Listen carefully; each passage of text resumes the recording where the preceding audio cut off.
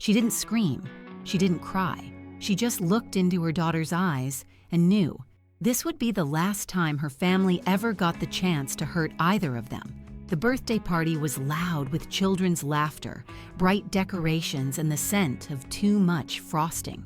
Her sister had pulled out all the stops for her twin boys, a rented bouncy castle, a magician who didn't know when to leave, and those ridiculously overstuffed goodie bags for every child except one.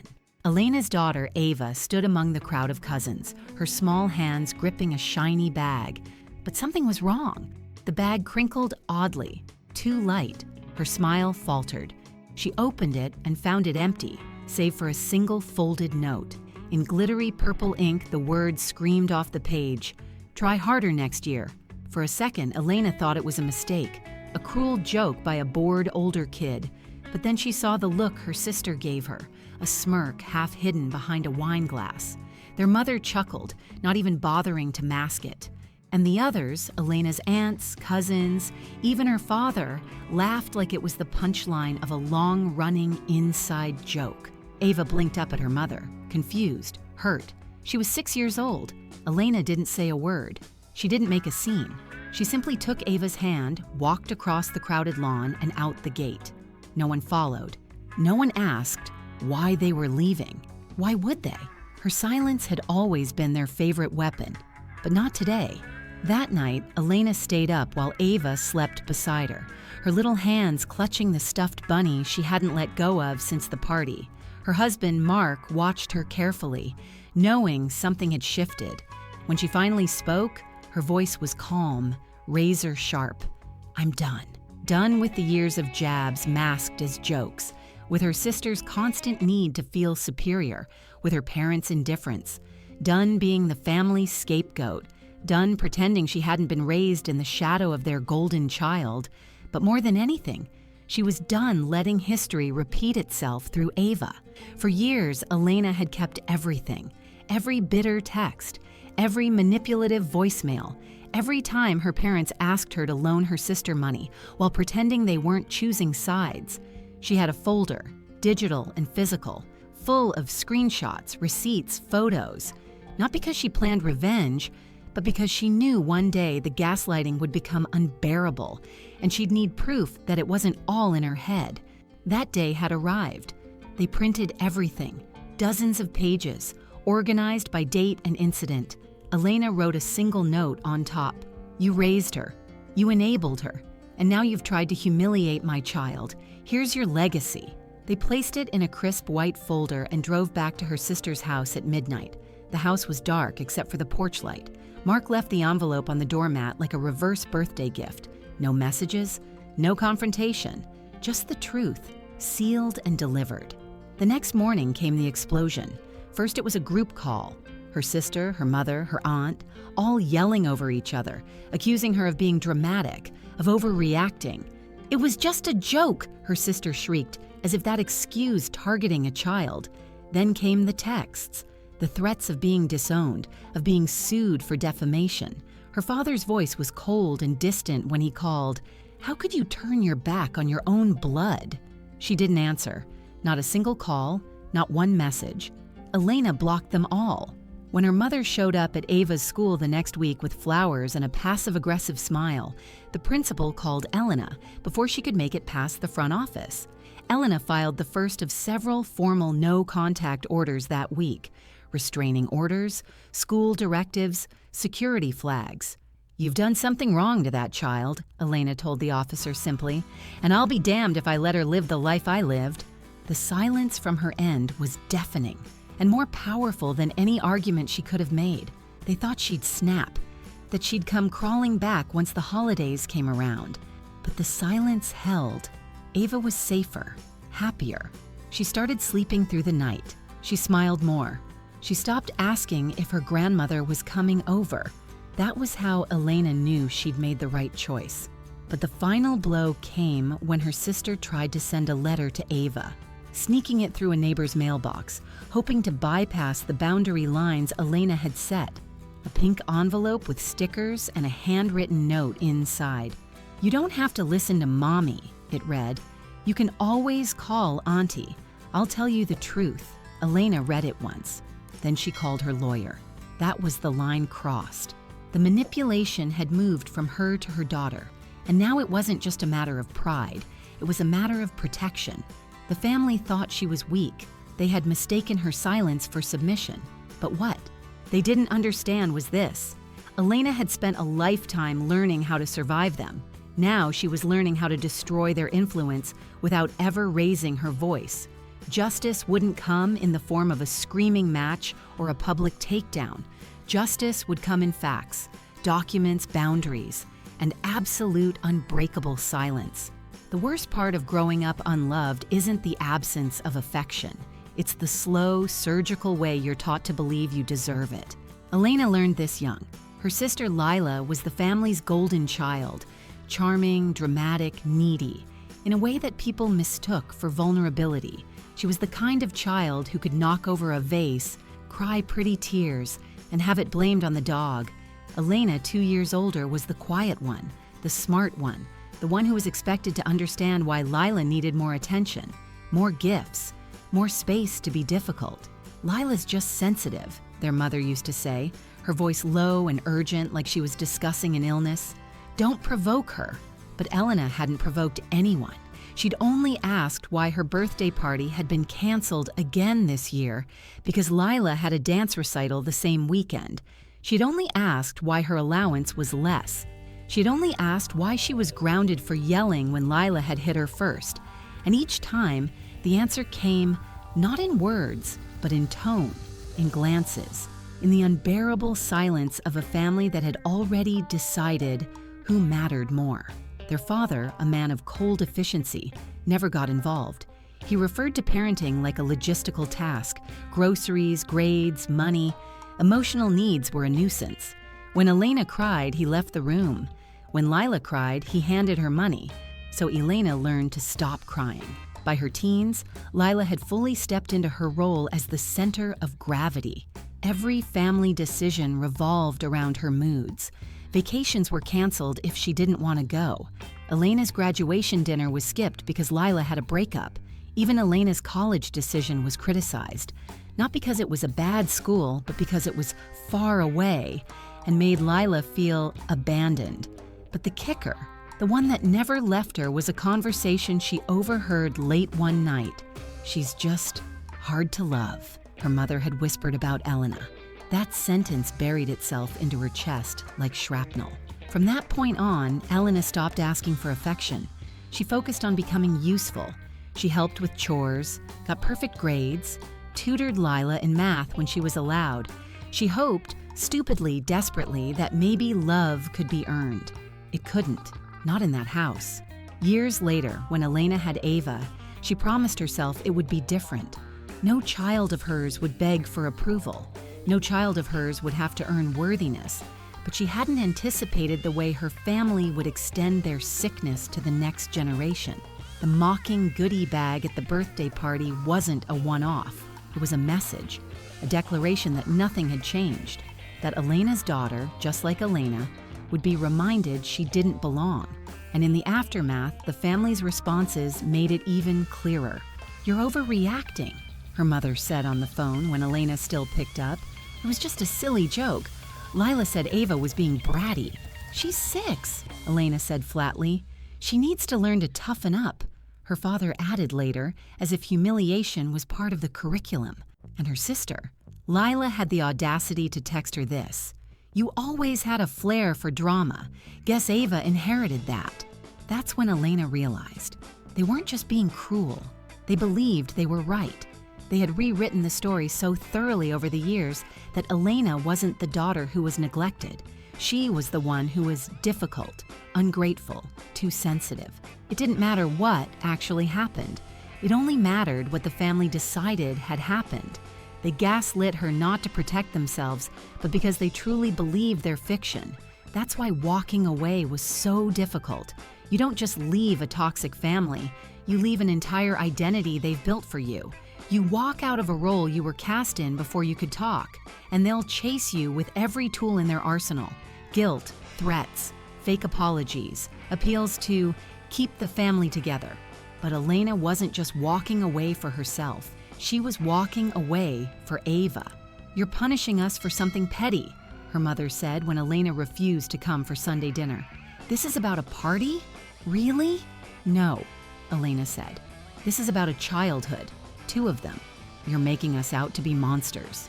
You made yourselves into that a long time ago. But blood is blood," her father insisted. "At the end of the day, we're family." "No," she said quietly, "we're history." And history, she'd learned, didn't have to repeat itself.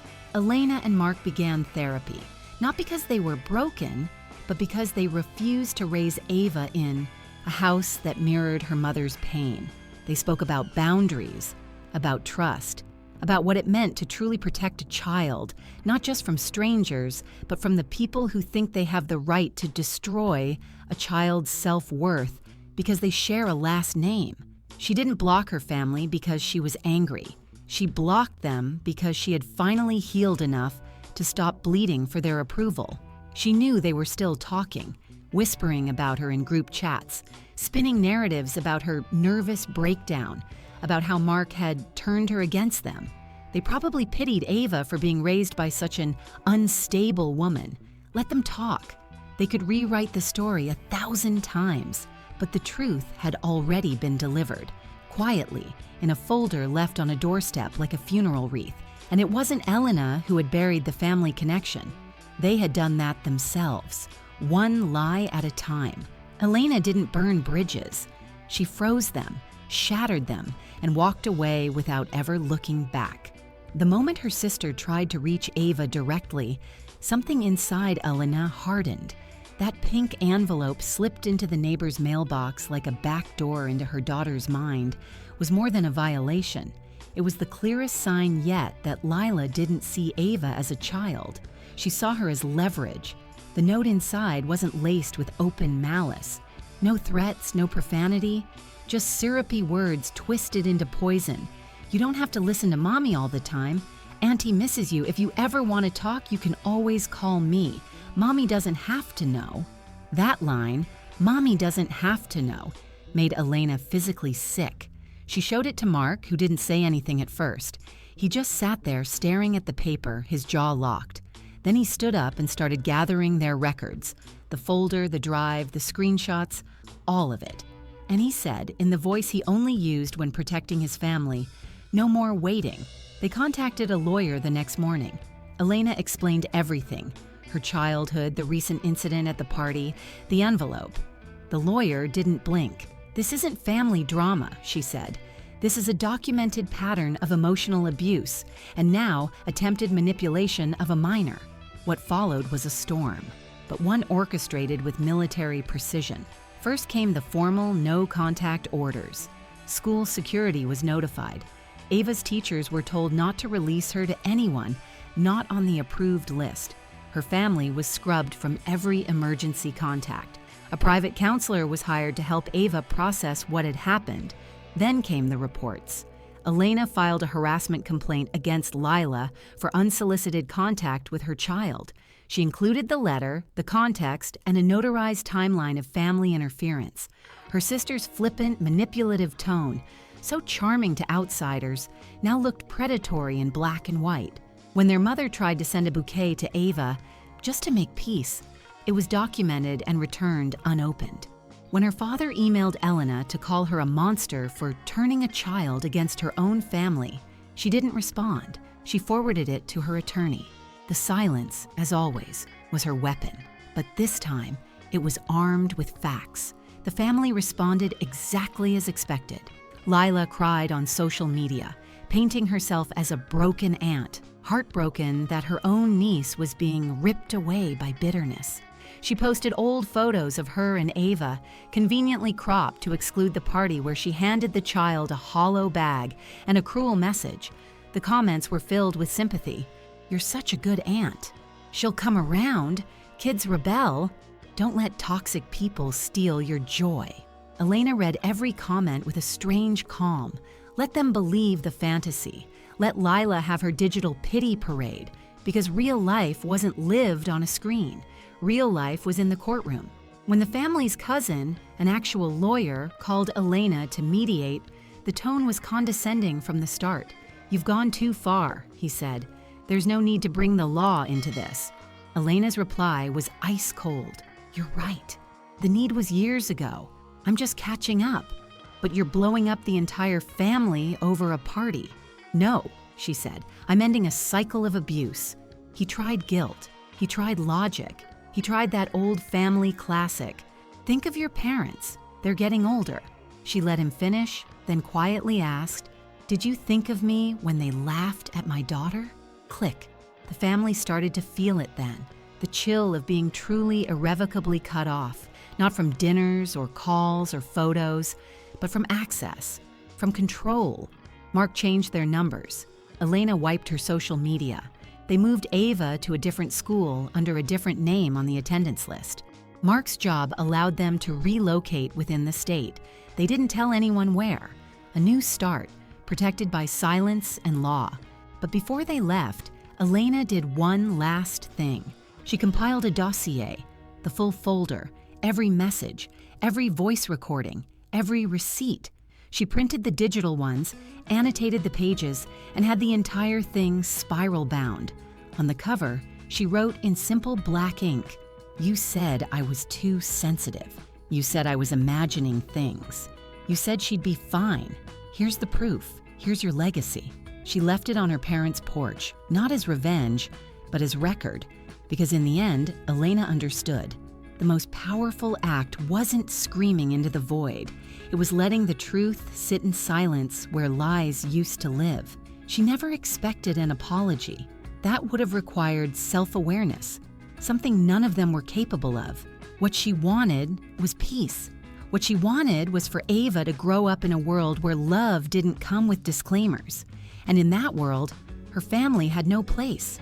The envelope looked innocent, soft pink, glitter-lined with Ava's name in handwriting Elena knew all too well.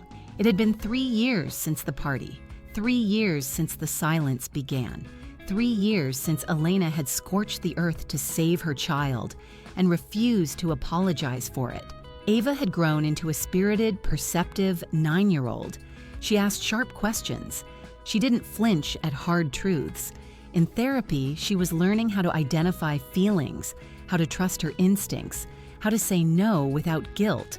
Elena often marveled at how wise her daughter was becoming, how much more whole she already was than Elena had ever been at her age, which is why when Ava found the envelope slipped into the mailbox and saw her name, she didn't open it right away. She brought it to Elena. "It's from her," Ava said, "not Aunt Lila, just her." Elena stared at the handwriting, her pulse steady but cold. It was the first breach in years, after every formal warning, after every blocked attempt. And now Lila had tried again, going around the legal barriers like a virus finding a new host. Elena reached for it, but Ava pulled it back. "No," she said. "I want to read it. I want to see what she says." Elena hesitated. "Are you sure?" Ava nodded. "If she can send it, I can read it. You said I get to decide what I let in." So they sat down at the kitchen table side by side. Ava opened the envelope with calm, careful fingers. She unfolded the letter. The stationery was pastel and floral, as if that softened what came next. Ava read aloud, voice steady. "Hi, sweet girl. I miss you so, so much. Not a day goes by that I don't think of you. Your mommy might not let us talk, but that doesn't mean I've stopped loving you. I know things got confusing, but you'll understand when you're older. Sometimes adults have fights, and people get in your ear, and they say things that make you believe bad things about good people. I just want you to remember the fun we used to have. I still have your drawings. You were always my favorite niece. One day, I hope you'll come find me. Love, Auntie Lila." Ava paused. Then she looked at Elena and said, "Why is she lying?" Elena felt a breath leave her chest she hadn't realized she was holding. "What do you mean?" she asked, careful not to lead. "She says she misses me, but she was mean to me. She made me feel small. She laughed when everyone else laughed. That's not love." Elena bit the inside of her cheek to keep from crying. Ava continued, "She says you told me bad things, but you didn't. I remember it. I was there." Then Ava did something Elena would never forget. She stood up, walked to the trash can, and dropped the letter inside without hesitation. "She doesn't get to be in my life just because she wants to be," Ava said simply. "That's not how it works." Elena wanted to hold her daughter so tight she'd never feel another ounce of pain. But she didn't move. Instead, she nodded and said, "You're right," because Ava was right. That letter wasn't love. It was grooming, a last-ditch attempt to rewrite the narrative now that the silence had stripped them of access, power, influence. It was never about Ava. Not really. It was always about control. And now, that control was broken. But what Elena didn't expect, what she hadn't planned for, was what came next. That night, after Ava went to bed, Elena stood on the porch sipping tea, letting the cool air settle the ache behind her eyes. Mark came out, saw the redness, and didn't ask. He just leaned against the railing beside her. "You did it," he said finally. Elena blinked. "Did what?" "You ended it, the chain. You stopped it right in its tracks. She didn't believe Lila, she believed you. You gave her that." Elena shook her head slowly. "I didn't know if I could." "But you did," he said. "You walked away before the damage rooted. You taught her what a boundary looks like. You did something your parents never would have had the courage to do. And that's when it hit her, the full weight of it. She hadn't just protected Ava, she had reparented herself in the process. She had stepped in and become the voice she never had. She had held the line when the guilt crept in. She had chosen silence over conflict, not to avoid truth, but to weaponize it. Her entire life had been spent trying to earn a seat at the table of a family that never fed her. So she built her own damn house. And now Ava was growing up inside it, safe, loved, and most of all, heard. The next morning, Elena sent one final letter through her lawyer. It wasn't angry, it wasn't bitter. It simply stated that any future attempts to contact her or her child would be met with legal escalation, that Ava had the right to grow up without manipulation, that the family had already proven, repeatedly and publicly, that they did not respect her boundaries, and that this was the last warning. She signed it in ink, and then she signed off for good. Years later, when Ava was asked in a high school class to write about a hero, she chose her mother. The essay read, in part, "My mom isn't loud. She doesn't throw punches. She doesn't scream to win arguments. But when someone tried to hurt me and said it was love, she walked away from her whole family and never looked back. Some people fight with swords. My mom fights with silence and truth, and that's louder than anything." Elena never cried so hard in her life, but this time, the tears weren't for what she lost. They were for what she saved.